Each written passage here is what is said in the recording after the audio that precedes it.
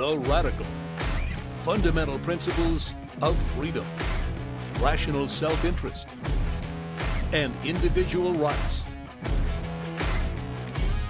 This is the Yaron Brook Show.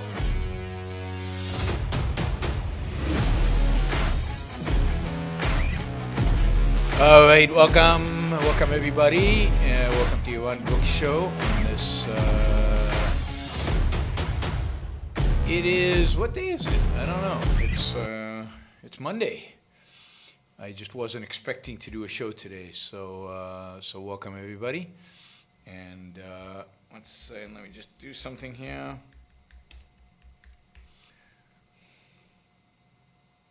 All right, there we go. Welcome everybody. Welcome to the Yaron Brook Show on this Monday, and thanks for joining me. Last minute kind of thing. I wasn't sure if I was going to do a show. It's been a long day that ended like at 6:30, and I decided, I'm going to do one because I'm probably not going to do one tomorrow or Wednesday. So I figured, and I'm kind of itching to talk about this movie I just saw, and make the connection to the world in which we live, and make the connection to what's going on today, and then I've got some super chat questions that I haven't answered from previous shows, so we're going to get to that. And anyway, lots to talk about, lots to cover. Happy to see you guys are here in spite of the fact that it was kind of last minute. So thank you all for joining. Just a reminder, as you watch the show, appreciate if you just press the like button. It's very easy. Very simple to do. Just press the like button right now. Got a bunch of people watching, only one like, so just press that thumbs up. You can do it on your phone. You can do it online. You can do it anywhere. It's easy, and it helps, really does help with the various algorithms. If you're on YouTube, you can use the Super Chat feature, both to support the show and to ask questions. Do them both at the same time if you want. And that's it. Broadly, subscribe, support. You know the drill, do all of that stuff. Those of you who are not following me on Facebook, I've got two pages of Facebook, a friend's Facebook, a friend's page, which is maxed out at 5,000 friends. I can't add anybody. But the page that I actually utilize and post stuff on is my, personality page? I don't know. Whatever. It's a page where you can follow me. So please follow me. And that'll, one more point of interaction, one more element that increases visibility and increases the my business page, increases the probability the algorithm will treat me nicely because I have more followers rather than fewer followers. So all of that is good because I think it's really crucial that we really start thinking about social media as a platform we can exploit to take over the world, change the world, change the culture, change everything. We don't want to come across as, we want to take over the world, right? We just want to change it. Okay, so 2 nights ago I saw a movie. I think it's I thought it was excellent. I really enjoyed it. I hesitate always to say about movies that they're excellent because I think the aesthetic evaluation is a difficult one, but I truly think this is a good movie. Aesthetically, from every perspective, I think it's beautifully shot, and the cinematography has meaning in the sense that the cinematography is there to embellish and enhance the theme of the movie. It's not there just to be pretty, but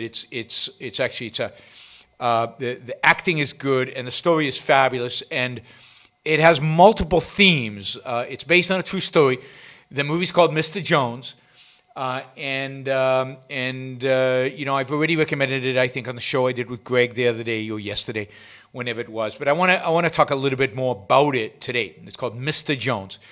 It's not on Netflix as far as I know. I think it's on Prime, and I'm pretty sure. I know it's on iTunes because I watched it. I rented it on iTunes. It's $3.99 to rent on iTunes, and it's definitely worth watching. It's an incredibly powerful movie. So there are a number of themes that this movie has, although I'm sure there's a theme that integrates it all if I think about it, but I haven't thought about it because I'm not.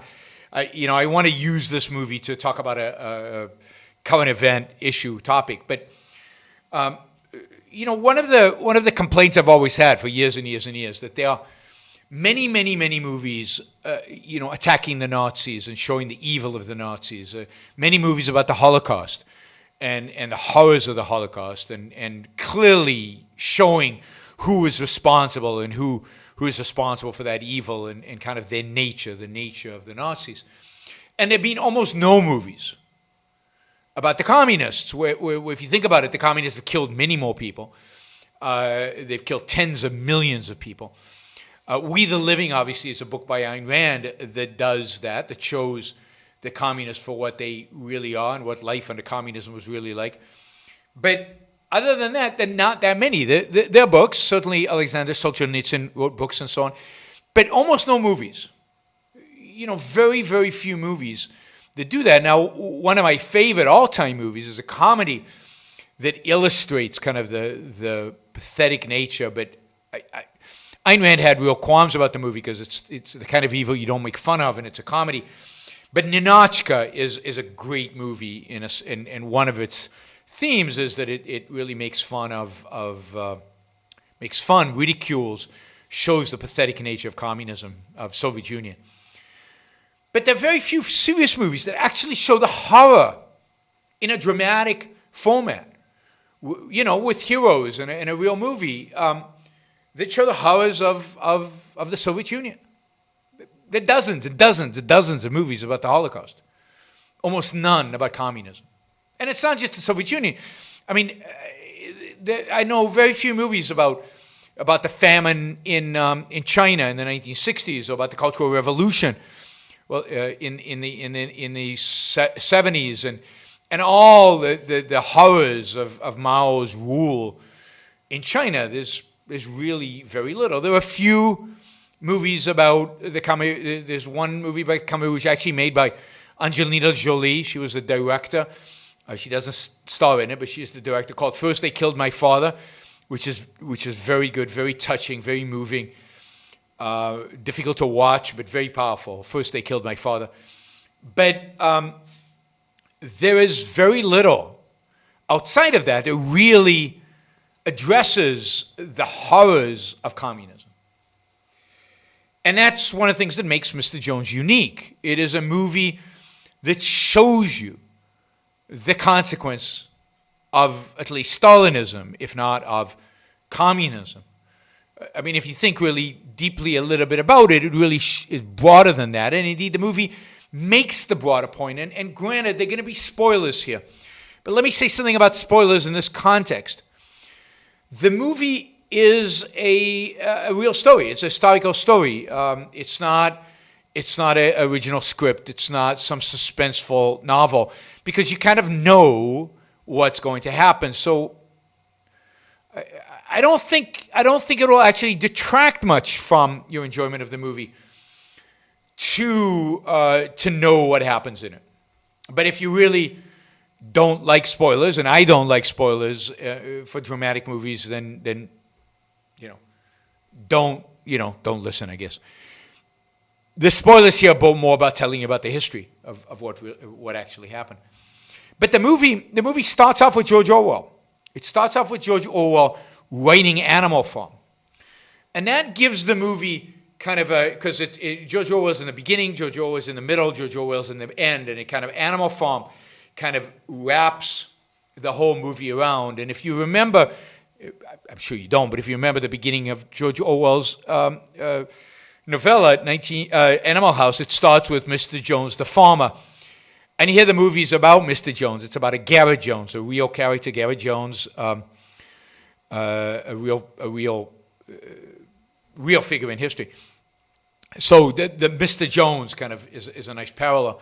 But the Animal House kind of closes the arc or creates an arc that is basically accusatory of communism per se, even if the movie itself, the story itself is accusing Stalin. But Animal House gives it kind of a more abstract, if you will, theme. But the outline, the basics of the story are that, during the 1930s, there was, Stalin was was the dictator of the Soviet Union. At the time, the Western world was in a Great Depression. England, which is where this movie emanates, because Animal Farm, not Animal House, Jesus. Animal House is the ridiculous, funny comedy. But this is Animal Farm, Animal Farm. Sorry, guys. And where was I? Yes, the movie starts in England and kind of goes to the Soviet Union and ends in England. But England is in a Great Depression. The United States is in a Great Depression. Really, the whole Western world is in a Great Depression. And Stalin, it seems like the Soviet Union is thriving. Soviet Union shows massive economic growth, massive economic success. The stories coming out of the Soviet Union, primarily in all the Western press, are positive stories. It's a time where the United States does not have yet diplomatic relations with the Soviet Union. I wish they had stayed the course and never established those diplomatic relations. And the movie deals with why they established the diplomatic relations as a side note. But the United States has no diplomatic relations with the Soviet Union. England, the Brits, though, are helping the Soviet Union quite a bit. They're sending engineers. Their companies are building infrastructure for them. And one of the early questions in the movie is, how did the Soviets get all this money? Where's the money coming from? And it's a theme that goes through that in the beginning of the movie that Mr. Jones, the Garrett Jones, keeps asking, where's the money? How is this happening? They're not producing anything. They're not selling anything. They don't have gold. Where's the money coming from? And it's kind of what motivates Garrett Jones to go to the Soviet Union. This is after the movie actually starts with him briefing British, politically influential people on his interview. He interviews Hitler, and his interview of Hitler and his assessment of Hitler. And it's a brilliant assessment. He takes Hitler very seriously and believes that Hitler is a real threat, and a real threat to the West, and he's very, very condemnatory of Hitler. And now he's turning his attention to Stalin, and he wants to interview Stalin, and he wants to find out the mystery of how Stalin is producing these amazing results. And he goes through a variety of different means. He goes to the Soviet Union, he goes to Moscow to try to figure out what Stalin is doing. And this is really where the story begins. And what you see at the beginning of the story is a kind of a decadent Western presence in Moscow, drug-filled, sex-filled parties in which the media and the engineers, but primarily the media, Western media, is involved. And the Western media, of course, is the one that is constantly feeding the West these stories about the huge success of the Soviet Union. And this is where the theme gets, universal. Because the real question that the movie asks, I think, beyond its condemnation of communism, is a question about the role of journalism. It's a question about what should journalism do? What should journalists report on? It turns out that all these journalists in Moscow never leave Moscow. They hunker down in Moscow partying. And they're basically printing what Stalin wants them to print. And in particular, there is the character of Durante. Again, historical character, real character. All the characters in the movie are, I think. Maybe not, but the main characters. And Durante is the New York Times correspondent in Moscow. And he is a famous character because he basically reports to the United States the wonders of the Stalin regime. He prints this as news. Well, he reports it, the New York Times prints it. And he is the one hosting the parties. So he lives in this bubble of decadence, of hedonism, reporting of the wonders of Stalinist communism, of the great advancement and the great successes of communism. And when he's confronted by Garrett Jones, his response is, well, this is a noble cause. This is a noble cause, and it's our responsibility to give it a chance, to give it a break, to try this experiment, to see what happens. And a lot of this is delivered through kind of his second in command, a female writer who's writing also for the New York Times. And she says, our goal as journalists is to support the cause. And Garrett Jones says, no, our goal as journalists is to report on facts, on the truth. And this really frames the whole movie. This question of what is journalism? What is it about? And in an era of fake news, in an era of biased news, in an era of accusations about the press here and there, it's first of all, it's interesting to look at the press in the 1930s, early 1930s, and how biased it was. Worse than biased. The New York Times was literally reporting fraudulent lies about one of the most brutal regimes, maybe the most brutal regime in human history. Now, Garrett Jones has heard rumors, primarily from one particular reporter who was committed to the truth and who is killed for it, killed supposedly by the Soviets for it. Fake news is an anti-concept. It is an anti-concept. It's more an era in which everything is accused of being fake news, right? This is the verbiage, not that it exists. I mean, there is a sense in which fake news exists, and when you unpackage the package deal, that is truly made up stuff. We see that on Facebook. We see that on Twitter. You see that all over the place. It's not, I don't think, what the mainstream media does. I think what the mainstream media does is primarily unbelievably biased news, and news that is biased towards an agenda that they want to promote. And that's the excuse that Durante gives. He's there to promote an agenda. I don't know that in 1933, when this was done, when this is depicted, the New York Times has that as an agenda. I doubt it.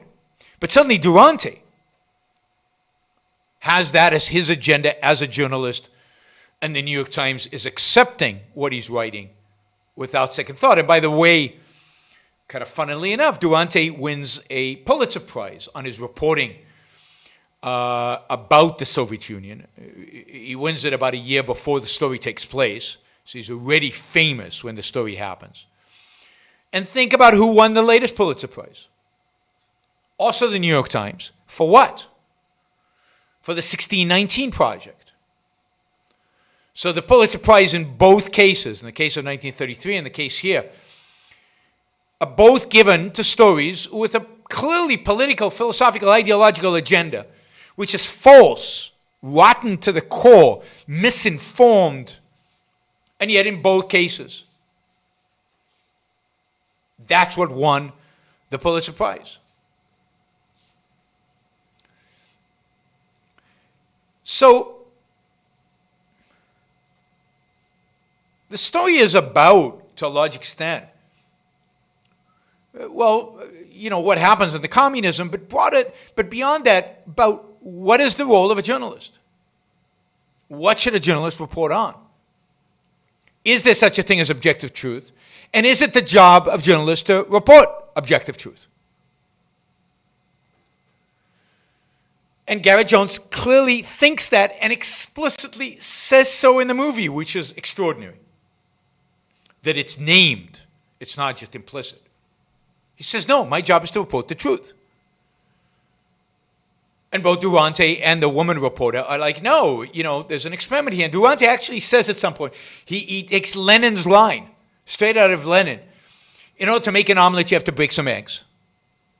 Which means you have to kill some people in order to have a social experiment. And if the social experiment is positive, we're going to hide the fact that you're killing some people so we can see how the experiment turns out. Because we're generally in favor of this experiment. Think about the horror of that. Think about a human being that holds that Yeah, lives, big deal. People are dying.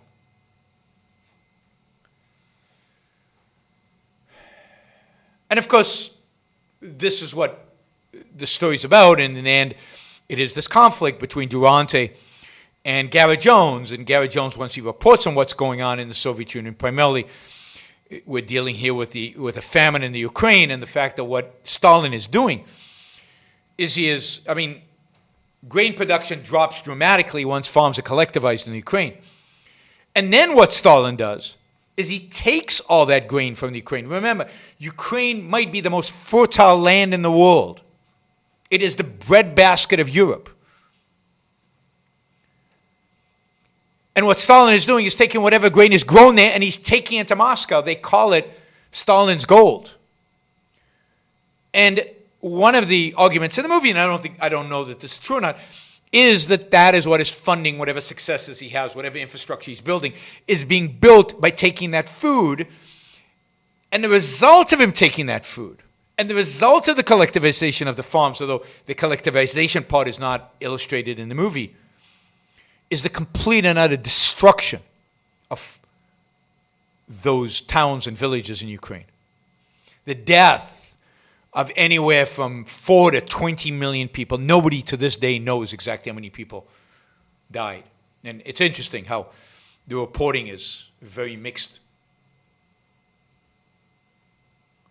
So the story is Garrett-Jones discovers the famine is really going on. Holodomor is what it's called. And it's the famine. It's a famine from 1932 to 33. Anywhere between 4 to 20 million died, although if you read the press today, they tend towards the 4 million because generally they tend towards minimizing the horrors of communism. But the scholarship is uncertain because partially we don't know. People just died. They were buried in collective holes in the ground. The movie shows, that part of the movie where he is actually in Ukraine and sees what is going on is shocking and beautifully filmed. Slow, but in a way that focuses your attention on the horrors, focuses your attention on what's going on, focuses your attention on the complete and utter devastation of communism, devastation of what Stalin is doing to Ukraine. The place is annihilated. And when he comes back and tells the story, of course, Durante calls him a liar and destroys his career, at least for a while.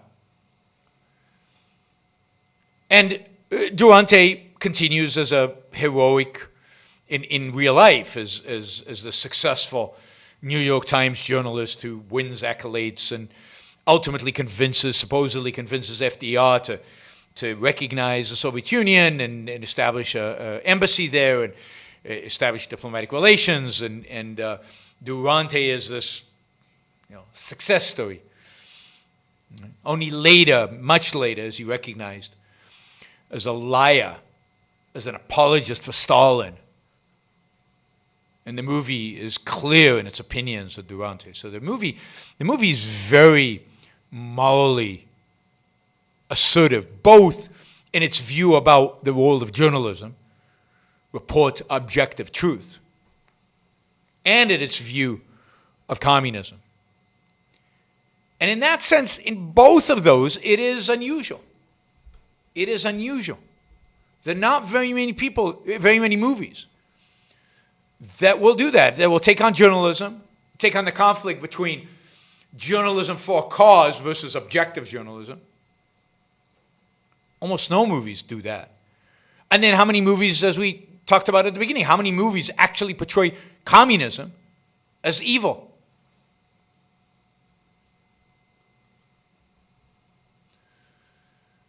So I highly recommend the movie. It's very, very powerful.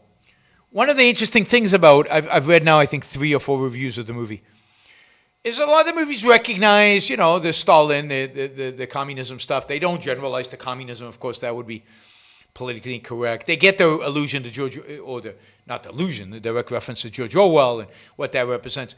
And of course, George Orwell, remember, double speak, and that connects to journalism too, and the search for truth. But it's interesting to me that the one thing that the reviews don't mention, or don't make a deal of, is this question of journalism. It's as if the fact is that today nobody believes in objective reporting. Nobody believes in truth. Nobody believes the journalist's job is to present the facts. So they just don't comment on it. Now, I give a huge amount of credit to the director of this movie for doing it right. The director of the movie is Polish. I can't pronounce her name. It's a woman. She's Polish. And she's really, I had this somewhere here. In IMBD, I'm sure I had it. All right. Anyway, and I'll get you her name in a minute. But she's exceptional. She truly is exceptional. And kudos to her for doing this. Agnieszka Holland. Agnieszka Holland is the name of the director. And, she doesn't compromise. And she sticks with it.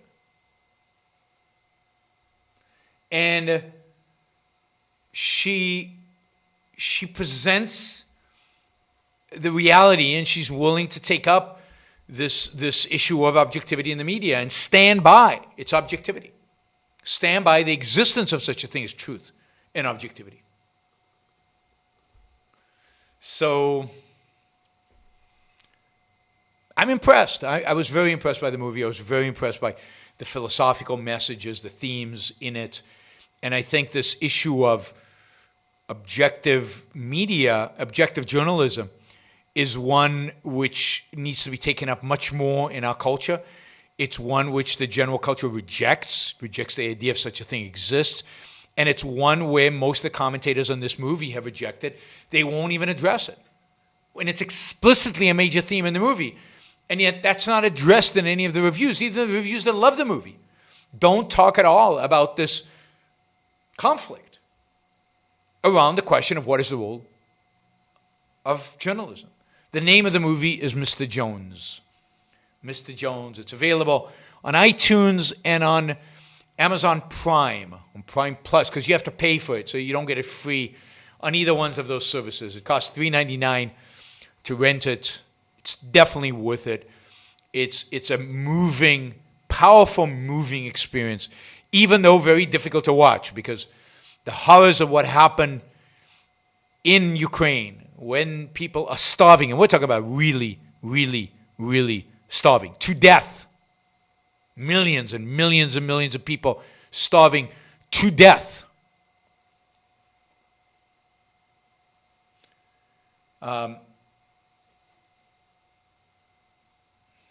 So I encourage you to watch it. And the relevance today, I think, is obvious. The relevance today is that how many people today believe in objective journalism? Very few. Is it even taught? Now, I don't know. Everything I've read about journalism schools suggests that it's not. That what's taught is the belief that there is no such thing as objective journalism. Do your best, but you can't be objective. And what I think journalism is becoming more and more and more is advocacy. The using of some facts, distortion of other facts, in order to present a biased view, an ideological perspective, a agenda item that is motivating towards some goal that the journalist has, rather than just the facts, ma'am, just the facts. Journalism should be about telling us what happened. And to the extent possible, why it happened, when it happened, where it happened. All those W's. I remember I forget, there's a formula, right? Where, what, when, how, whatever. Who. That's the role of journalists. It's not to preach to us. It's not to defend a cause. It's not to present the information, the data, the facts in the best light for a particular cause. It's not to slant. It's to present the facts. And the reality is that nobody does that today. I mean, literally nobody does that today. And I have I don't think that all the news is fake news. They don't make up stories, but all the news is biased news. All the news is biased news. And I'll give you an example of how I discovered it a long time ago. The Wire, that's right. Somebody mentioned The Wire took on journalism. The Wire, every season takes on a different brand, area in society. So one year it's unions, one year it's politicians, one year it's education, the schools, and one year it's journalism. And it's why this series is so good, because it really shows you what happens. But I discovered this about journalism in the 1980s. A long time ago. Some of you weren't even born, I know. When the Wall Street Journal used to run front page stories condemning Michael Milken every other day, basically towing the party line. And in those days, the party line with regard to Mike Milken was Rudolph Giuliani's line, the district attorney for the Southern District of New York. And this is where I developed my visceral hatred of Rudy Giuliani, which I still carry to this day. They carried his agenda, and they presented it as facts. The editorial page in the Wall Street Journal was better. And they would often present opposite viewpoint than the front page, than the journalists. And I was going, what the hell is going on here? The journalists are not supposed to have an opinion. It's the opinion page that's supposed to have an opinion. The journalists are just supposed to report the facts. And they're not. Even the editorial board knows they're not. And then when it came to the facts themselves, I was at the time getting an MBA and then a PhD in finance, so I knew something about what was going on. And it was just wrong. It was just not true, or slanted, or often just ignorant. People would write about finance who didn't know finance, would write about economics who didn't know anything about economics. Write about Mike Milken without understanding one thing about what Mike Milken did. And I suddenly understood, here I'm reading the parts of the paper about issues that I know something about, and they get it all wrong. So I wonder if they get it all wrong on the other parts of the newspaper.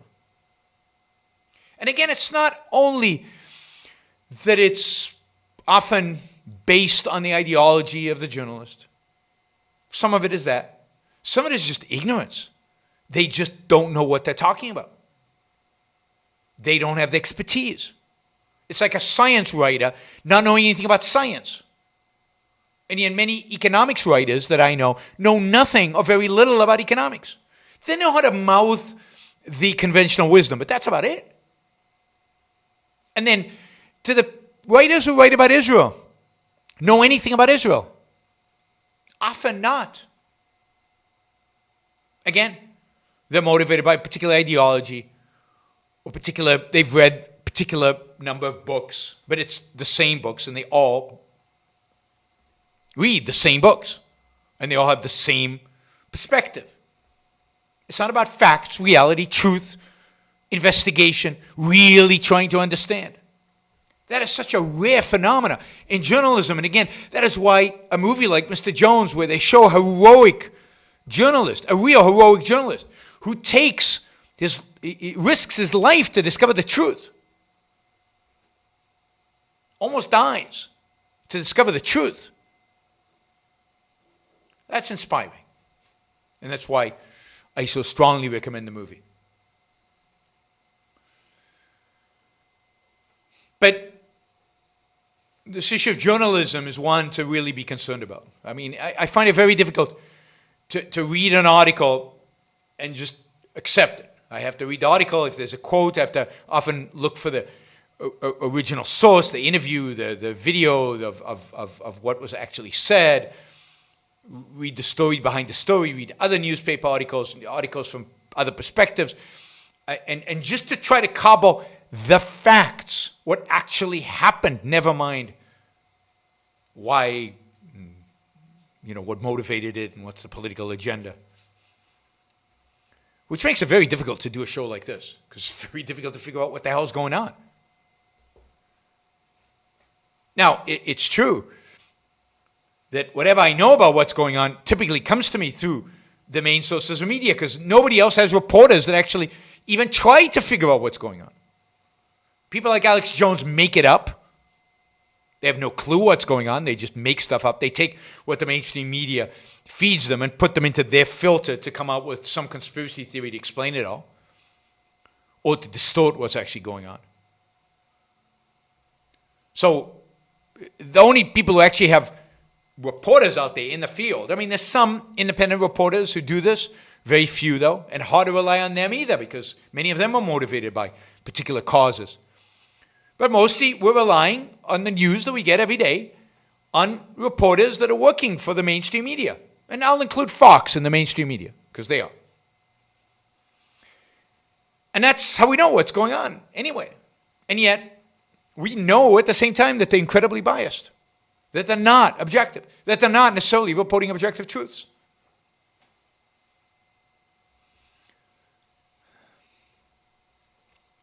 So there we are. It's an insane world, and it's very, very difficult. And one of the things we're going to have to get right, if we're going to get the future right, is to get journalism right. Is to get them back on course, back on the idea of seeking truth. And maybe a movie like Mr. Jones moves us a little bit in that direction. At least it puts that issue on the table in an aesthetic form. In an aesthetic form that maybe resonates with people, maybe has some power, maybe raises expectations. But again, I found it really, really interesting that the critics completely ignore that part of the movie. Completely ignore that issue, which is the most relevant to the life we live today, because it's happening all around us.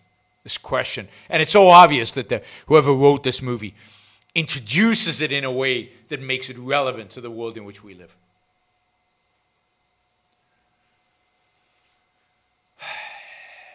All right, so that's Mr. Jones. I hope you watch it. Let me know what you think. Don't forget to let me know what you think. Somebody says, Bree says it's a Mad World is a Mel Brooks movie. No, it's not.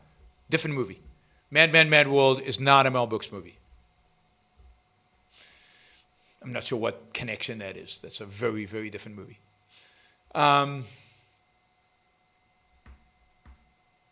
Okay, yeah, I know some of you complaining that I said my next show was Thursday. I know, but I figured I'd sneak one in because I'm not going to do one tomorrow on Wednesday.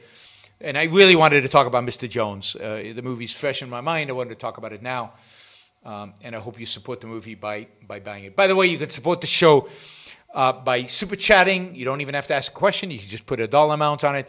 But more meaningful is if you can support the show with a monthly contribution on yaronbrookshow.com/support. That's my first preference. Otherwise, on Patreon, on Subscribestar, or on Locals. But really, in times like this, when I have no income from speaking, because I can't travel, and demand is zero basically. Demand is there, but I'm not charging for my Zoom speaking. The only support I get from these activities is the support that you guys provide. So those of you who have the resources to give $100, $250 a month, that is incredibly appreciated. And of course, those of you who don't, who can only give $2 a month or $5 a month, thank you. I mean, that's amazing and greatly appreciated. And of course, there are lots of you somewhere in between the $5 and the $100. So thank you to all of you. Really appreciate it. And it's the only source of income right now for me for these intellectual activities. Because as I said, speaking income has basically gone to zero. And it looks like, given the fact that the world is closing, not opening, that Americans are not welcome anywhere, and that even in the US, there are no events, there's nothing, universities are closed. It looks like my speaking income is going to be a big zero for quite a while. Okay, quick thought about COVID. Just another failure on a massive scale that I'm seeing out there that's just so frustrating. A number of COVID cases is on the rise. We talked to Amisha Dalja, and yes, deaths have not risen dramatically, although they are starting to rise slowly. Deaths lag, and we'll see. Hopefully deaths won't rise dramatically, but I suspect deaths will, because the cases will rise. Deaths will probably rise at a slower rate because most of the people getting COVID right now are young. But why are we so ineffective at what I've talked about for 4 months?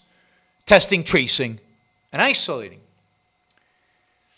And it seems the testing has increased to about 500,000-600,000 a day, which is okay. It should be 2 to 3 million, but okay, 500 to 600 is better. But why are we pathetic at tracing? And I was reading a bunch about the testing recently, and I realized what's going on. The tracing is useless. I mean, literally useless. Because it's taking a week, and in some cases 2 weeks, to get the test results. Now, what happened to the 15-minute tests? What happened to same-day 15-minute results? What happened to same-day results?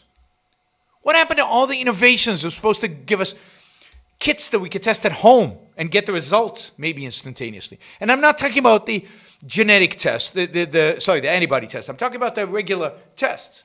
There were all kinds of technologies being offered out there. Why aren't they being distributed? Why isn't the testing capacity, not the testing capacity, the interpreting the test, the analysis of the test, why is it taking a week to get a test result that should take a day? Because the lab's overrun. Well, why isn't lab capacity increased? Well, my guess is because the government is price controlling the price of the tests, so that the private sector doesn't have an incentive to increase capacity to match. Somebody says, I love these loaded questions, to which Yaron knows the answer. I know the answer to all the questions. Don't you know that? Not just the loaded ones. I'm kidding. Why haven't we increased capacity? Not just to test, but increasing the capacity to test is good, but there's no point if it's going to take a week to get the results. Because in that week, anybody I had been in contact with before I got tested is already out there spreading the disease. The only way to make testing effective is, as Bree says in Kentucky, you get it in less than 24 hours, is to get it in less than 24 hours. But that's not the case right now in Texas, not the case in California, not the case where you're seeing any kind of spikes in cases. I've heard stories of 2 weeks to get test results. 2 weeks. Well, of course it's spreading like crazy. Because you're not isolating, you're not identifying, you're not tracing the people who have it. And there's some reporting on this, but nobody is looking for why. Again, in private markets, when demand goes up, prices go up. Prices go up, supply goes up. As supply goes up, prices come down. But if in the United States of America, the shining city on the hill for markets, supposedly, we can't use market signals to adjust, and yet the rest of the world seems to have figured it out. Certainly Asia has. It's just shocking to me and surprising to me, the failures of our economy, the failures of our government. Hospital capacity is absolutely a legitimate issue. But even hospital capacity should be more flexible than it is, particularly in places like Texas that have had months to plan. And again, in a market, it wouldn't happen. In a market, capacity would adjust. I mean, not perfectly, not instantaneously, but quickly. So it's stunning. Here in Puerto Rico, it takes 5 to 7 days to get test results. And forget tracing. It's useless by that point. It's absolutely useless. So just wanted to make that point about more COVID failures. And look, my view is, from the beginning of this crisis to today, this has been a failure of leadership.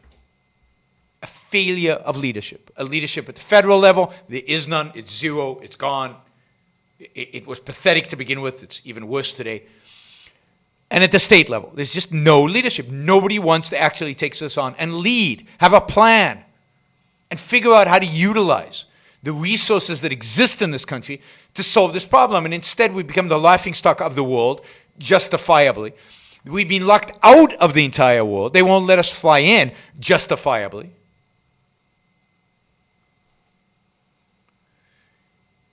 You know, I've been wanting to go to California for days now, and I'm not going because they keep shutting down more of California because they can't get these cases under control. So who knows? I may not land up not going this summer to California because it's such a complete and utter disaster. Disaster. And the incompetence of the local departments, I think they're probably incompetent, but I think more so they're getting such mixed signals, such, again, lack of leadership. Leadership should inspire local health departments to be the best that they can be. And of course, leadership would inspire all aspects of government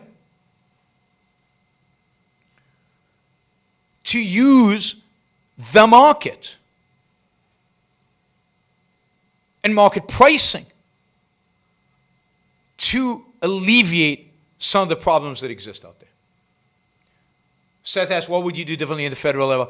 I'm not even going to start because I did whole shows on this in March when COVID was rising. I gave exact formulas of what the federal government should be doing and how proper leadership, real leadership, not the wimpy, pathetic, lying, evading, distorting leadership that exists today has it. So on the one hand, you have a federal government that sticks its head in the sand for months and months, at least a month and a half, then blows it completely at a federal level with testing and with designing tests and deploying the FDA and the CDC, which was pathetic.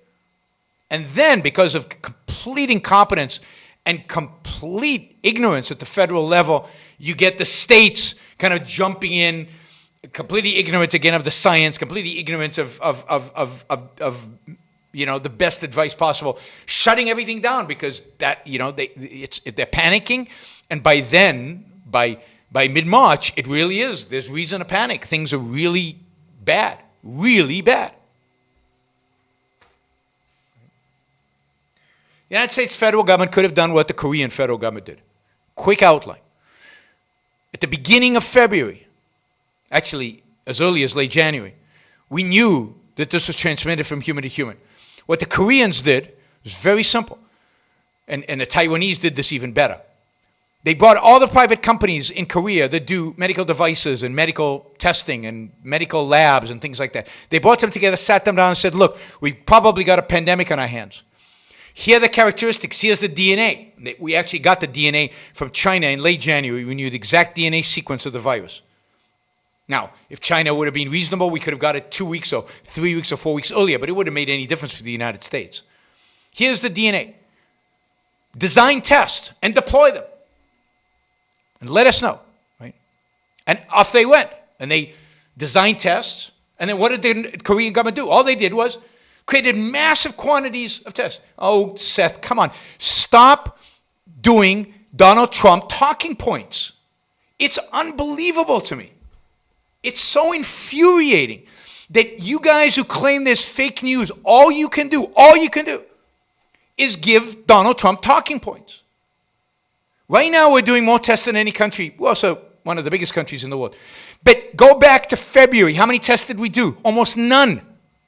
The first test was done by a scientist in Washington State in spite of being told by the federal government not to do the testing.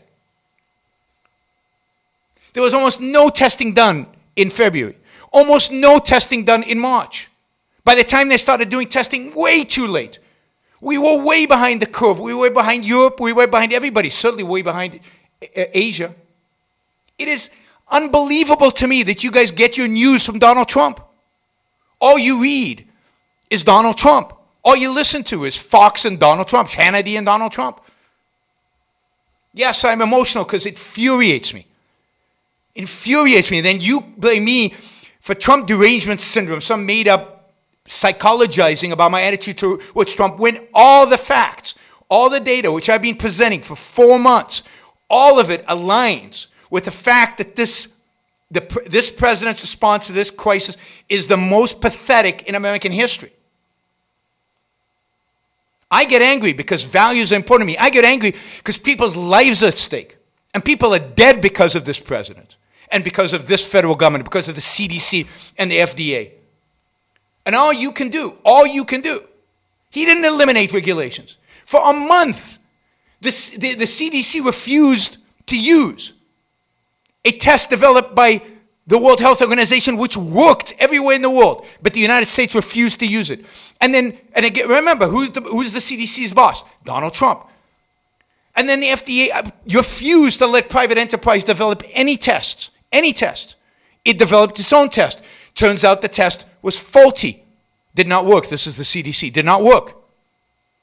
It's only at the end of February, early March, when the FDA and the CDC turned to the private sector and said, go and develop real tests. This isn't CNN and the New York Times. This is facts. This is cross-referenced through dozens of news media. You're calling me a liar? Stop being so gullible and amateurs. This is the most incompetent response to a crisis among, I don't want to say the most in American history, but in entire American history, and people have died as a consequence of it. I'm not going to approve of the WHO, but if the WHO produces a test that can identify COVID and I can't, I'm going to use it. Because people's lives are at stake. Because people will die if I don't use it. And people died because we didn't use the test. But we didn't want to use the test because it was foreign. God forbid we import anything. Facts, research, do the research. I've been saying this for 4 months. I've been documenting this. Detail after detail, in massive amounts of detail. I brought experts on the show to detail the facts. But all you can do, and this is true of any issue I bring up, all you can do is, but Donald Trump, he's such a good president.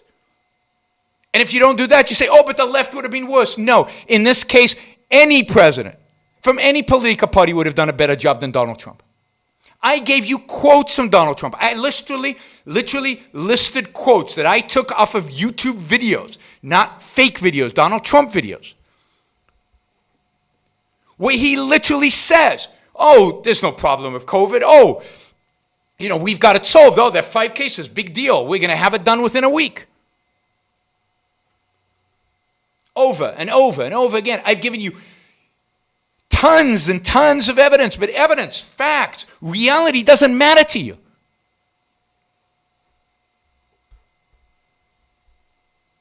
The obsession that some of you have is really, you should question yourself. All of reality is against you. Yeah, so it says, I should write an editorial for the New York Times. See, all they can do is insult. That's all they can do, is insult. Pretend that I get my news from CNN and New York Times. I never watch CNN. I never watch television news at all, ever. But again, I think at some point I said I had 26 shows on COVID. 26 shows. Lasting an hour and a half. You calculate the number of hours I've spoken about this. Spoken about what the response should be. How the Trump administration blew it. how New York blew it. I had a whole show on how New York screwed it up. But no, if I disagree with Trump, on any issue, I must be listening to CNN. I must be watching CNN.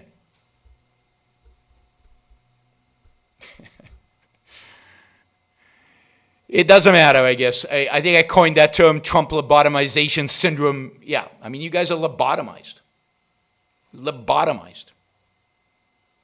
There is a percentage. Yes, I'm insulting you and purposefully insulting you because I think you need it. You need to be slapped in the face so you wake up because, you know, the country's future is at stake. And this repeating talking points of Donald Trump every time I raise an issue is just pathetic. And it's gotten on my nerves months ago, and it just gets worse. But when people die as a consequence, you know, I used to get furious at the George Bush administration after 9/11 because what they did and how many kids died as a consequence. And more people have died as a consequence of the pathetic response to COVID than died from 9/11 or the wars post 9/11, the pathetic Bush response to that. More people have died. And yet, you don't care. You don't care. Yeah, you say, I see this all the time. Seth says, no, Trump is not correct about everything, but he's not wrong about everything. But you guys never admit when he's not correct. You say he's not correct as an abstraction. And if you find something that's not correct, it's usually some insignificant little thing. But the fact is, as I've documented well over 26 shows, Donald Trump has been an utter failure when it's come to COVID. I'm insulting objectivism. You wouldn't know what that was if it bit you. All right, I'm going on because Seth is just distracting me now.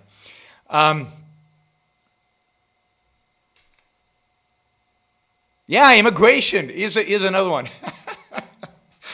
This'll get me hated even more than my rants about COVID and Trump. So I released a video about how conservatives are wrong about immigration. It was a video out of one of these shows that I did before, where I did a number of different issues in dispute: IQ, racism, and immigration, I think. And I just covered a few points in immigration. It wasn't comprehensive. It wasn't everything. I don't think I even addressed illegal immigration. And I got this one comment, the comment on YouTube, that I thought I would address, because I don't think I spoke about illegal immigration on the show.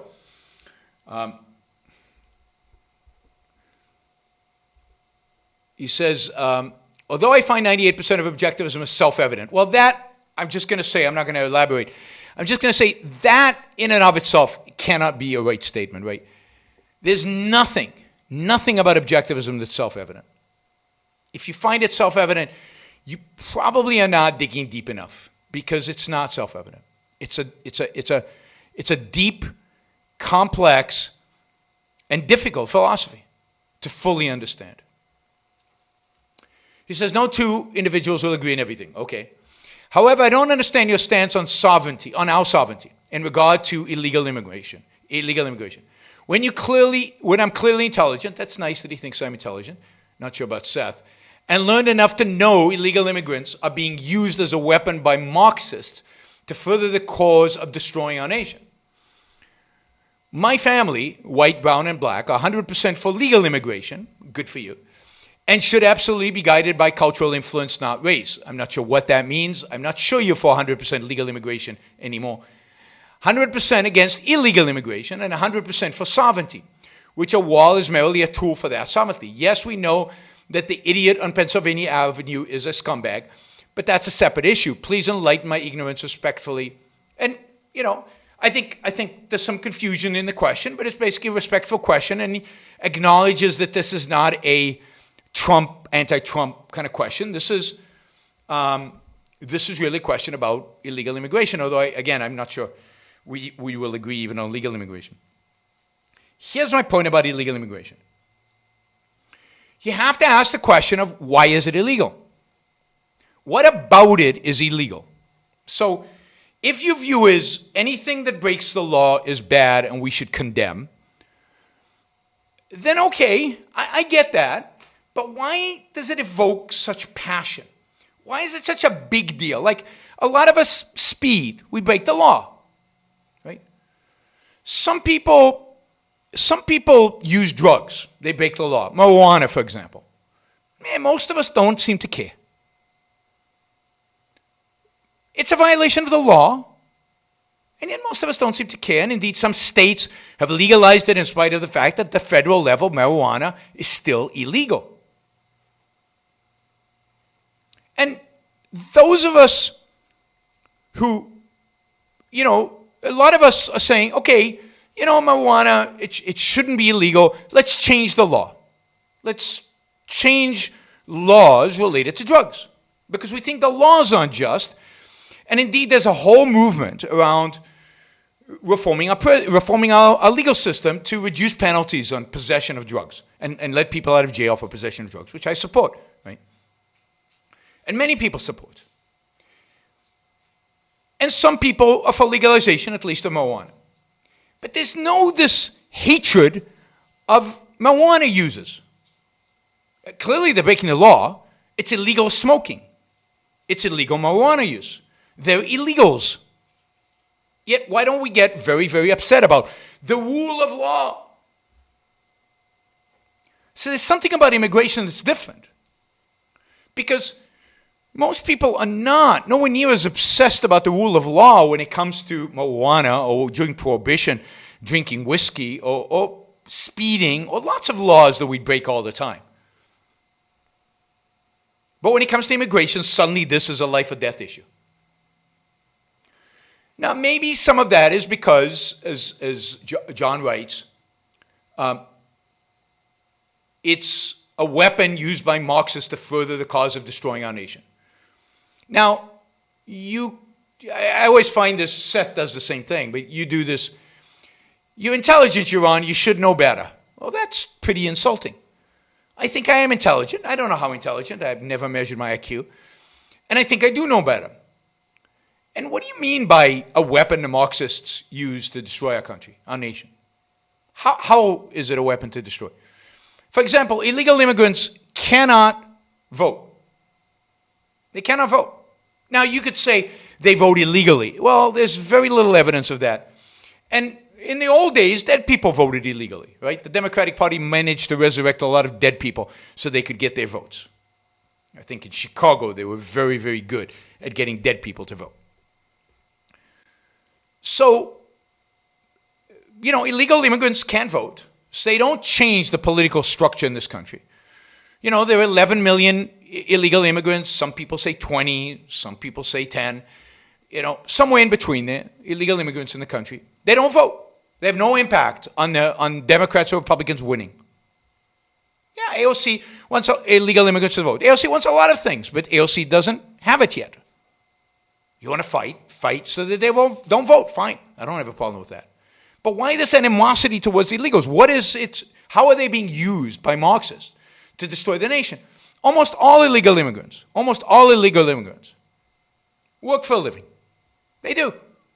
There's a few of them that are gang members, and they should be caught and put in jail for the rest of their lives if they've killed somebody or done something truly horrific. But most illegal immigrants work. Most immigrants don't take welfare because, indeed, at the federal level, welfare is denied for illegal immigrants. Yes, some states do provide some welfare to illegal immigrants. Go after the state to stop giving them benefits. Why are we attacking illegal immigrants? And again, how is the Marxists using them to destroy a nation? I mean, I don't think Marxists are using them to destroy a nation. I think Marxists are destroying our nation. And the Marxists tend to be Americans, not illegal or legal immigrants. They tend to be just plain old-fashioned Americans. So I think Americans are destroying our nation, not immigrants, legal or illegal. The university professors teaching our kids the anti-American garbage that they're teaching them are not immigrants, for the most part. They're Americans. The people who write for the New York Times and for other outlets that distort and perverse and bias what we hear and what we know in favor of a leftist agenda are not immigrants. They're Americans. The people who are destroying this country are Americans. So why do we hate illegal immigrants? They send their kids to public schools and they don't, but most of them work.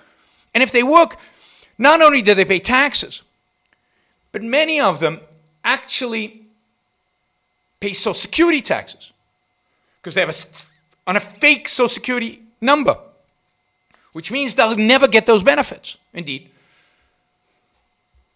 illegal immigrants don't get Social Security and they don't get Medicare. And yet most of them, because they work, pay into those systems. You get their money when you take money in Social Security and Medicare.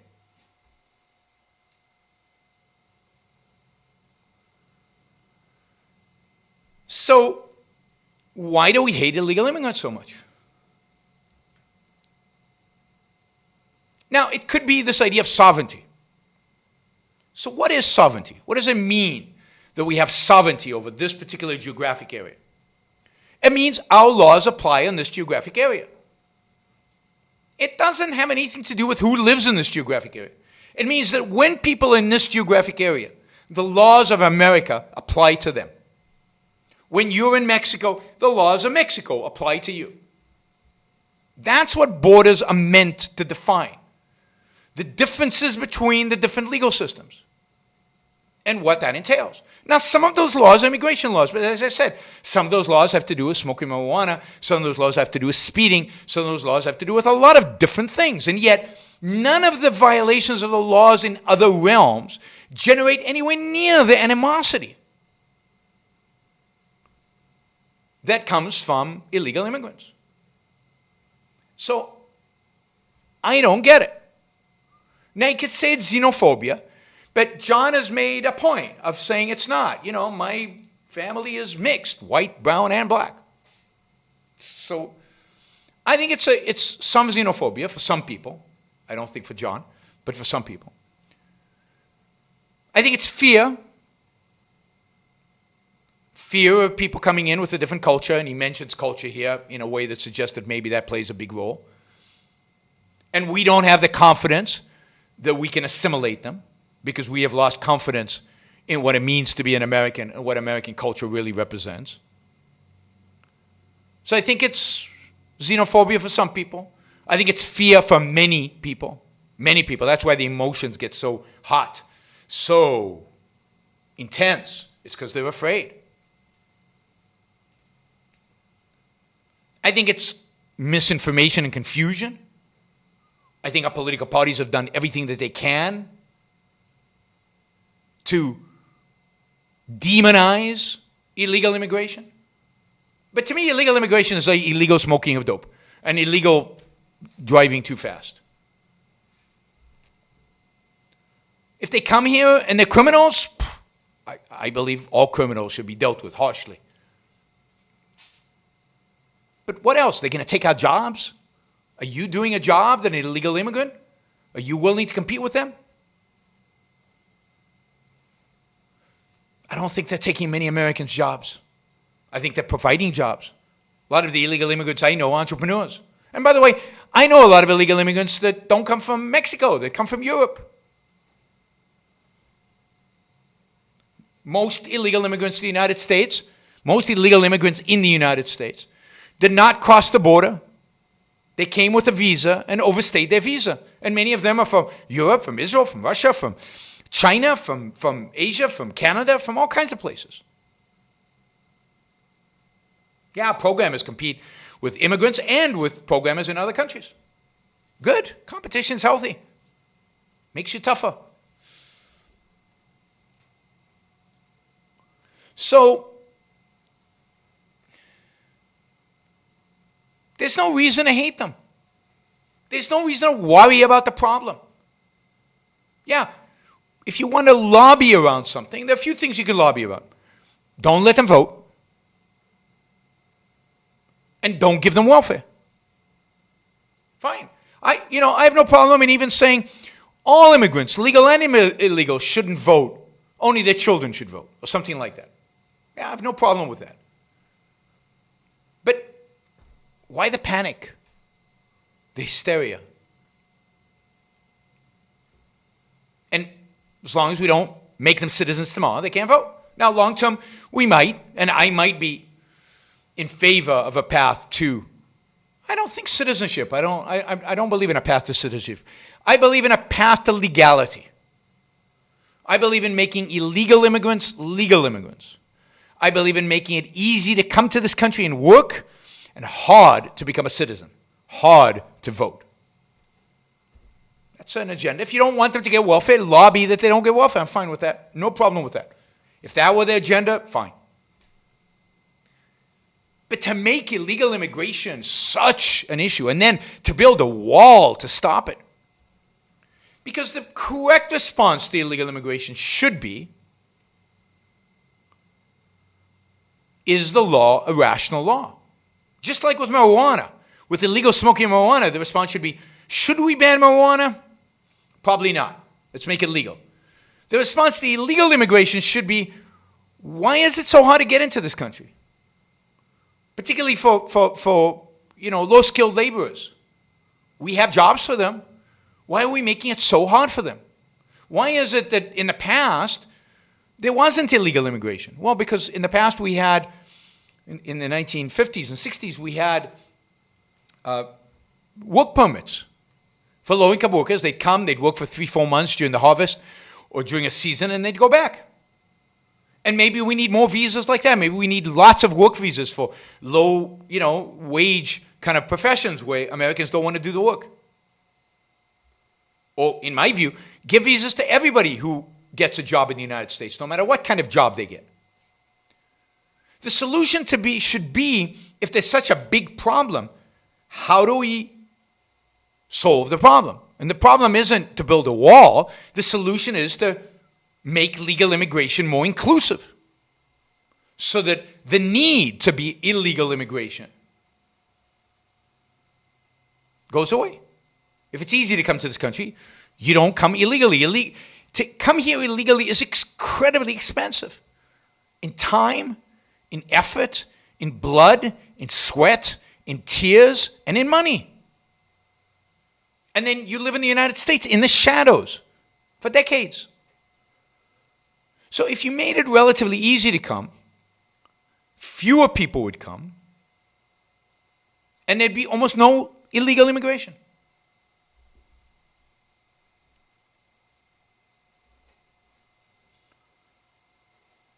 So what you need to do is think about the legal immigration laws, why illegal immigration is necessary, why it happens, and get rid of it. And by the way, illegal immigration has been in decline, significant decline, since 2008. Indeed, for most of that period, it was negative. More people were leaving the United States, illegal immigrants, than coming in. And yet, Trump managed to get us all into a frenzy about illegal immigration in 2016, when 2016 was probably a net zero, maybe net negative year for illegal immigration. I mean, the Obama economy was a pretty bad economy, and as a consequence, there was not a lot of jobs in the United States, and as a consequence of that, very few people were willing to risk blood, sweat, tears, money, life in order to come here and not have a job. You want to protect your borders from invasion. You want to protect your borders from terrorists. You want to protect your borders from criminals. But that's about it. Why do you want to protect your borders from people who want to come and work? So the issue of illegal immigration is very much tied to the issue of immigration. It's not that much tied to sovereignty. It's more tied to what is the appropriate immigration policy. And my view is, the more open you can make it, the better. The more immigrants you can bring in who are coming to work, the better. And that's the only position that is consistent with individual rights.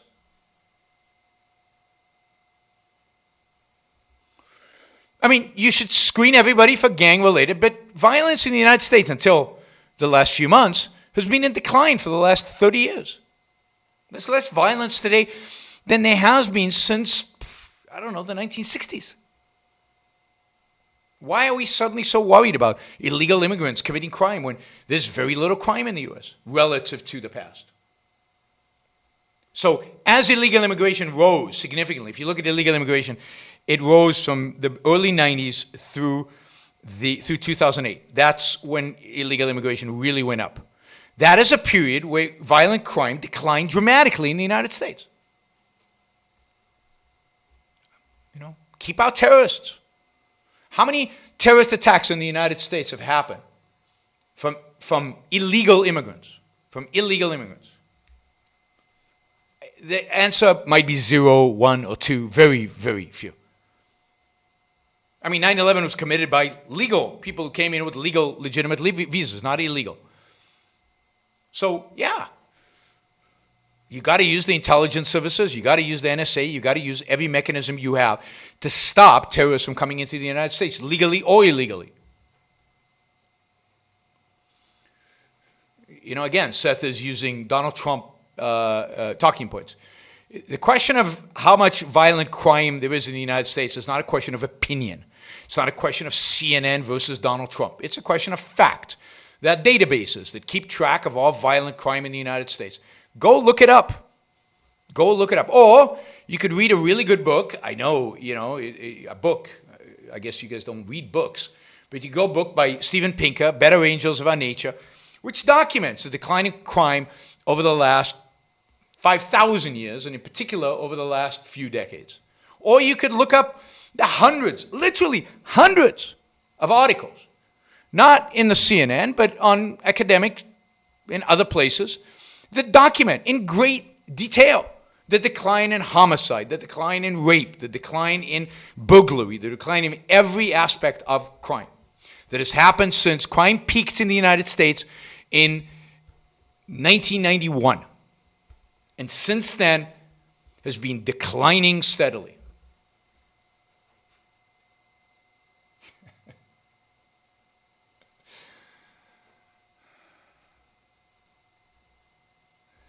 Yep. It's truly unbelievable. And the fact is people don't know exactly why crime has declined so much. But the fact that it has, it's declined dramatically at the same time as illegal immigrants spiked. Now, it's true that violations by government of our individual rights have increased. But who's responsible for that? Well, Americans who vote these bastards in, not illegal immigrants. They don't vote people in. So, no, crime, I mean, it's not a debatable issue. It really isn't. And all you have to do is do the proper research, not just listen to Tucker Carlson. All right. Yes. All right. So here's a good question.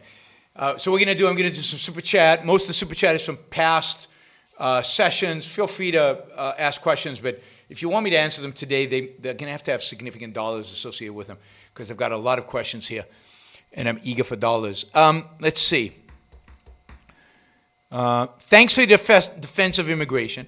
Have you considered writing a book on the subject? Objectivism needs a unique perspective on the issue, which could have a deep and lasting impact. I agree, and I'd like to write a book on it. And what I would like, what I'm lacking, is basically a co-author. So I have delivered dozens and dozens of hours of talks on immigration, but the challenge is to take all that and organize it and put it into a book. And I've talked to somebody about doing it, but it hasn't really happened. So I'm looking for somebody who's a good writer, somebody who wants to do a lot of research, somebody who wants to listen to a lot of Yaron Brook shows from the past or talks and stuff like that. Take it all, transcribe it, organize it, structure it, do the research to back some of it up, find out where I'm wrong if I'm wrong, and then write it, basically. I mean, a lot of the words are there. It's just a matter of organization and putting it into written form rather than spoken form. So if anybody is interested in taking on that, I can't pay you. I'll give you all the royalties from the book when it comes out. You can have 100% of the royalties. But yes, I think having a book on immigration would be huge. I don't have the time to do it, and I'm not that good of a writer. I'm good at editing, I'm good at organizing, I'm good at thinking, I'm good at speaking, not good necessarily at sitting down and actually writing. Yeah, I would love to do that. In the meantime, if you're interested in a book on immigration, Brian Kaplan has a little animated book on immigration, which is, for the most part, excellent. Excellent. He's got all the resources. So if I did a book on immigration, I would reference a lot of what Brian Kaplan has in terms of all the data and the studies that he has. How do conservatives reconcile their altruism with blocking poor immigrants from coming to the country? They have found a way to limit their altruism to Americans. And their altruism externally manifests itself differently. So, the conservatives, their altruism is reflected in their foreign policy, but they have managed to overcome the altruism in the name of nationalism, in the name of so-called sovereignty, in the name of their xenophobia, in the name of all the myths associated with it, with immigration, to overcome their altruism in order to put down the poor. And indeed, conservatives struggle with the poor immigrants. It's actually easier for them, I think it's much easier for them, to block H-1B visas, which Trump has done, eliminated them for this year. Much easier for them to do that than it is to stop some poor Honduran kid from coming over the border who's struggling. And you can see that. You can see that in the more Christian evangelical communities, how sympathetic they are to the poor immigrants and how unsympathetic they are to things like H-1B visas. Legal immigration, by the way. You should watch Anna with an E on Netflix, Story of Capitalism Modernity, told through an orphan girl in 1895 Canada. Anna represents modernity. I tried to watch it. I just watched the first episode. I couldn't get into it, and there's something about it that really bugged me. It was too modern for 1895. It was, I don't know, maybe I'll try watch it again, but at least the first time I tried it is that I just I couldn't get into it. Rich repeats that the fear of illegal immigrants, I've told my conservative friends, is that they will overwhelmingly support Democrats when they achieve citizenship. Then don't give them citizenship. Why do you hate the illegal immigrants themselves? Why do you resent them so much? Fight tooth and nail not to give them citizenship. That's different than this visceral hatred that is expressed. I mean, I, for one, and I've said this many times, I, for one, admire illegal immigrants. I do. And I've said this often. If I came here legally, but not really, right? I came on a student visa knowing that I would stay. I got practical training knowing that I intended to get a job, even though you're not supposed to. I got a job knowing that I wanted to become a citizen. All of that was knowing. Now, none of it was illegal, but I knew exactly what I wanted and went for it. And if none of those avenues were open to me, I would have found another avenue. I would have come to this country. And I know people who've married Americans just to get the visa. Good for them. But I don't get it. I've used this example. A mother who wants to give birth to a child in America because it's a land of the free, and she wants her child to be free, and she heroically crosses the border, struggles, and in any other context, you would admire that woman.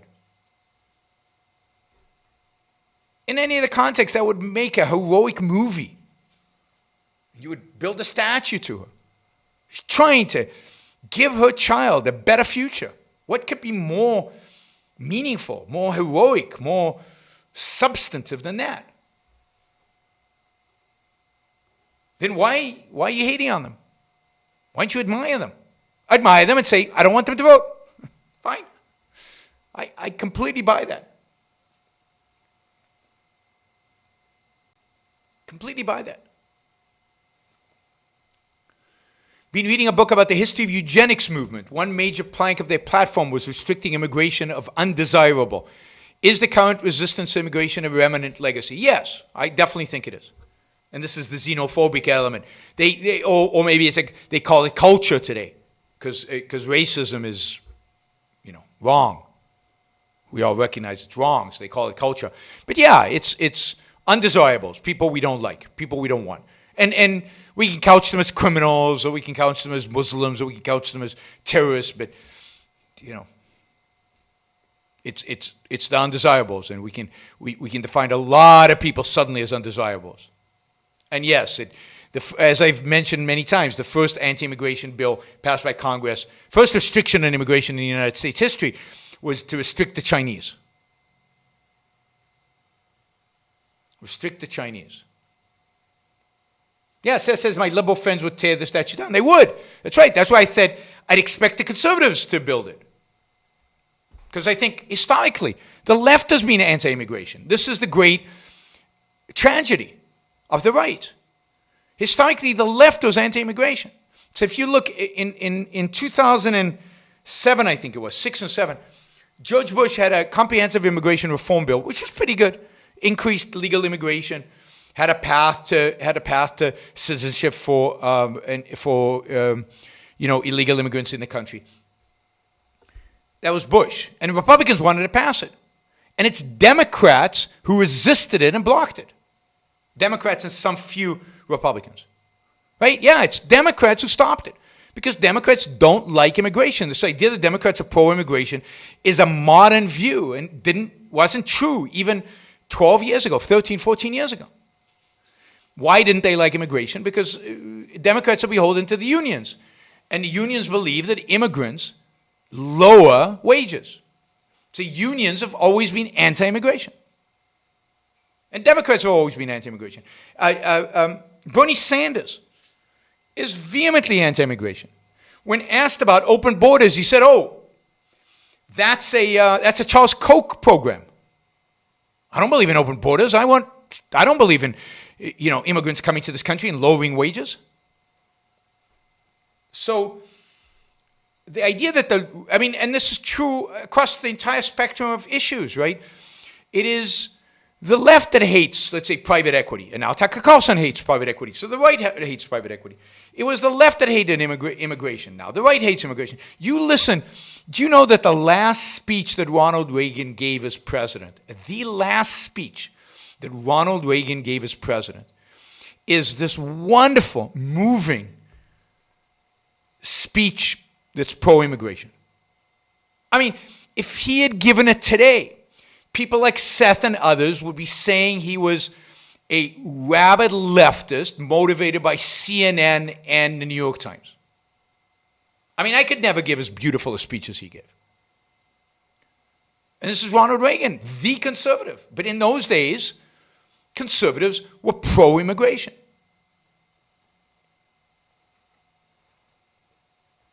I've always liked Ronald Reagan. Ayn Rand didn't vote for him in 1980, but Reagan is a far better president than any Republican. Any president that's been since World War II, by far he's better than anybody else.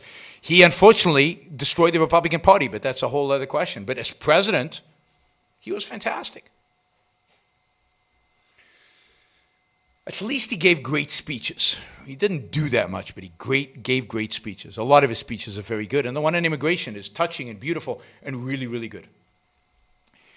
Okay, that's the eugenics. Don Watkins responded with respect to Stephen Hicks' cheap shots at the ARI for taking government funds. Any thoughts on animosity of Dr. Hicks to ARI? No, I have no thoughts.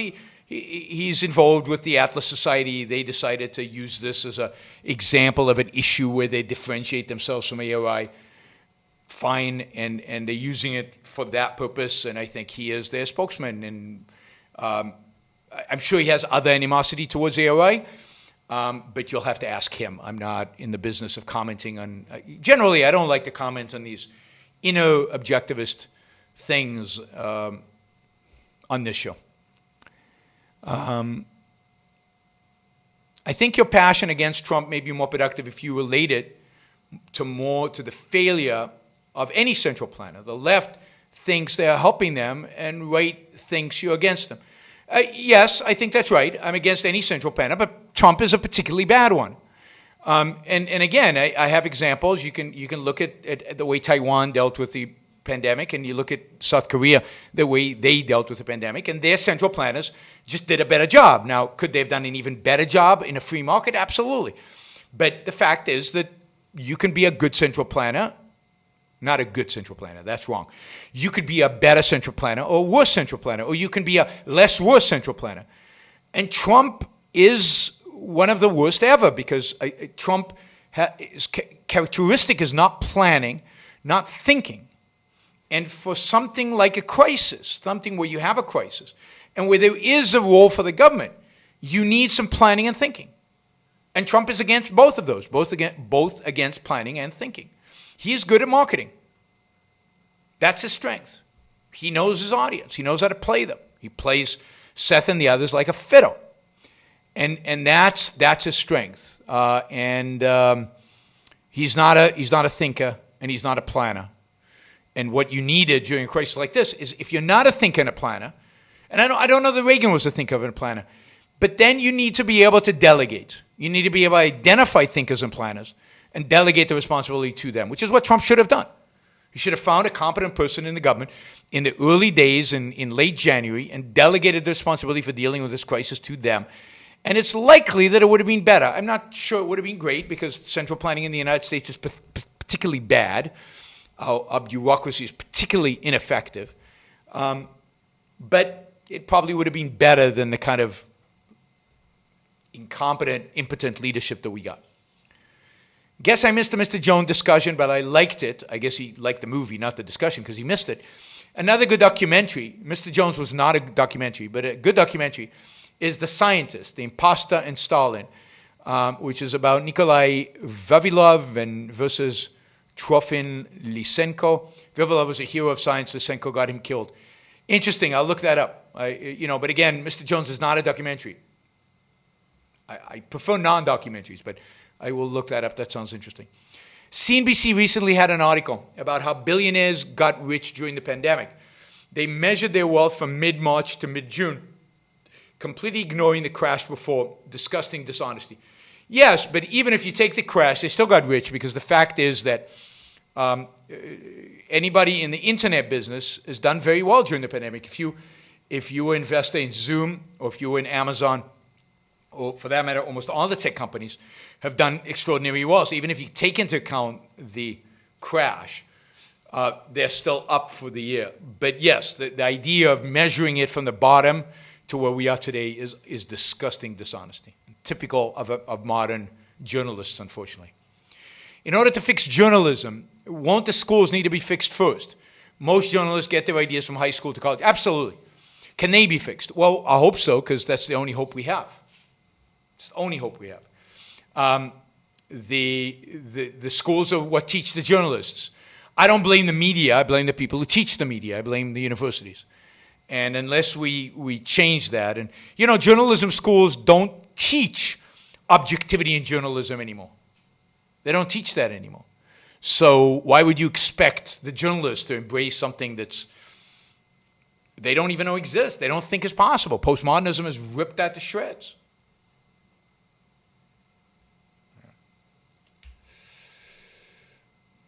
Did you ever see the dark comedy, The Death of Stalin? I don't think so. I loved it personally and was critically well received. I'll have to take a look at it. Death of Stalin. Reaction to CNN's creation of division of reporters to solely cover issues of race. Yeah, it doesn't surprise me. They're instigating this mythology around 1619. That was the New York Times. But New York Times, CNN, yeah, it's all become dogma, and it's like in the movie Mr. Jones. It's all for the cause. The cause is communism. In this case, the cause is what do you call it? Race, the whole thing of race theory, identity politics, and whatever it takes. 1619, department that does issues of race, and it's not just who do they hire to do the division of reporters solely covering issues of race. It's people who have a particular ideology around race. They're not going to hire somebody who believes in being colorblind to a division like that. You want people who believe that race matters. Have you ever watched original Nazi propaganda films? Yes, I have. Lena, I forget her name, can't pronounce her family name. That for me was educational and revealing, straight from the horse's mouth, I suppose. Yes, I mean, it was truly stunning. And think about the millions of people who fell for it. Is it accurate to call Ayn Rand one of the most anti-Christian philosophers in history? No other philosopher, it seems, challenges the fundamental premises of Christian morality the way she does. Yes, I think that's absolutely right. To the extent that she's the most anti-altruism philosopher in history, that would make her the most anti-Christian philosopher in history, given that Christianity's whole ethics is based on altruism. That's what it's all about. So yes, I wouldn't go around advertising it that way, because I don't think it gets you many people to pay attention to you, because the culture is so Christian. But yes. Do you believe Ayn Rand was influenced by John Locke? I don't know. I mean, she clearly was influenced from some of his ideas, particularly around individual rights, as was the whole of the Western culture of the Enlightenment. I think of Ayn Rand as an Enlightenment philosopher, a philosopher who completes the kind of project that John Locke engages in, and many of the other Enlightenment thinkers engage in. So she was influenced by him, but he's so wrong on metaphysics and epistemology, and his morality is so convoluted that she's not influenced by him there. But in the politics, I think definitely the conception of individual rights, the idea of individual rights, comes from Locke and the Lockean tradition. What do you make of Florida eliminating significant amounts of occupied licensing? Why is Florida moving in such a free market direction? Florida is already, even before they did that, and that is a great move by them, is already the freest state in the country for business. So in terms of business environment, in terms of taxes, in terms of markets, in terms of regulation, Florida is the best state in the country. It's better than Texas. It's better than Colorado, Arizona, Tennessee. So there's a ranking. I can't remember who puts it out, but there's a ranking of the freest states in the country, and Florida comes out first, right? Economically free, and partially it's because it's been run by Republicans, but it hasn't always been run by Republicans. I think it's usually a kind of a state that can go either way, and it's had some Democrats running it. I don't know if it's been dominated, and there are lots of states that are dominated by Republicans that are pathetic. I mean, Mississippi is dominated by Republicans, but it's the poorest state in the union. So just because Republicans in the legislature does not make for good economic policy and good good decision making. But Florida has been good, and partially it recognizes the fact that the population growth in Florida is motivated by the zero income tax that they have in Florida. Got through my exercise routine while listening to your show. Thanks for the motivation. Sure. I hope you can concentrate on the exercises and on me. Why aren't modern day religious practitioners discouraged by the fact that gods of past are viewed as myths and those gods had personalities? Because, they're not religious for rational reason. So you're not going to make them unreligious for rational reasons. They're religious for irrational, emotional reasons. And therefore, the fact that other gods have disappeared just means that those were false gods and now we have the right God. I mean, there are a million arguments against God. And they don't buy those arguments because they don't want to, because they in some emotional sense, they're not willing, not capable at this point in their life to give it up. All right. How does emotionalism contribute to or lead towards collectivism? I've talked about this many times. It's a prime motivation of collectivism. So think about this. Think about you can't, you're driven by your emotions, which leads to failure, which leads to the inability to understand the world around you. What the hell's going on? Because to understand the world around you, you have to use your mind. Your emotions are not tools of cognition. They're not guides to the truth. So you're going to fail, and you're going to lack understanding of the world, and your self-esteem is going to crash.